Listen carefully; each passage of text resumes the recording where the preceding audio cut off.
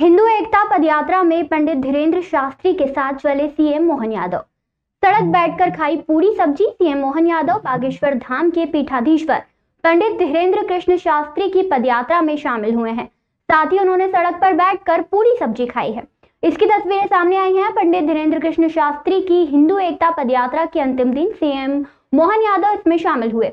मोहन यादव और पंडित धीरेन्द्र कृष्ण शास्त्री मिलकर साथ चल रहे हैं।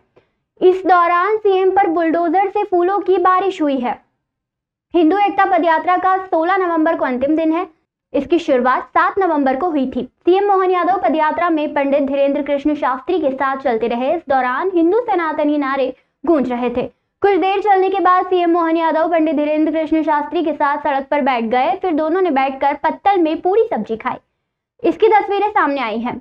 पंडित धीरेन्द्र कृष्ण शास्त्री खुद भी सीएम मोहन यादव को खाना देते दिख रहे हैं। मध्य प्रदेश से सीएम मोहन यादव के अलावा अन्य नेता भी इस पदयात्रा में शामिल हुए। यात्रा का है अंतिम दिन। दरअसल हिंदू सनातन एकता पदयात्रा की शुरुआत दिल्ली से 7 नवंबर को हुई थी। इस यात्रा का समापन 16 नवंबर को वृंदावन में है।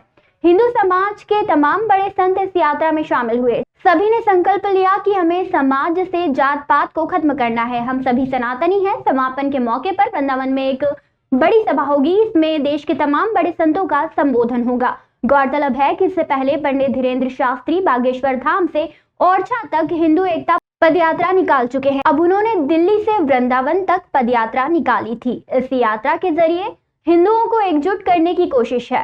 पहली बार इस यात्रा में कथावाचिका जया किशोरी भी शामिल हुई। देखिए, ये तो ब्रज का धाम है, कृष्ण कन्हैया लाल की भूमि है। यहाँ तो कण कण में भगवान है और भगवान का देवस्थान है। क्या सड़क, क्या मकान, सब कुछ महान। हम सब के लिए बागेश्वर धाम बाबा जी ने सामाजिक समरसता को लेकर के एक अच्छा संकल्प लिया और भगवान के धाम, भगवान गोपाल कृष्ण के धाम तक आने का निर्णय ये अपने आप में हम सबके लिए उत्साहवर्धक भी है। मैं बाबा जी के इस संकल्प की सराहना भी करता हूं और बाबा जी का आशीर्वाद हम सबको मिलता रहे। सामाजिक समरसता का भाव आज के समय में और ज्यादा जरूरी है।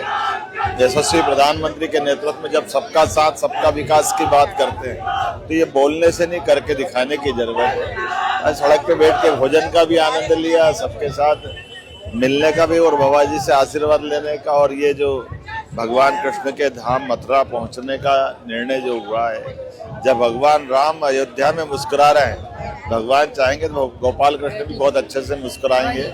मेरी अपनी ओर से सबके प्रति सद्भावना, महाराज जी की यात्रा सफल हो, ये मध्य प्रदेश सरकार की ओर से मैं आपको बधाई भी देता हूँ। महाराज जी का यश, कीर्ति, वैभव बढ़ता रहे। भगवान की दया से आप सनातन धर्म की रक्षा के साथ सामाजिक समरसता का भी संकल्प लेके आए।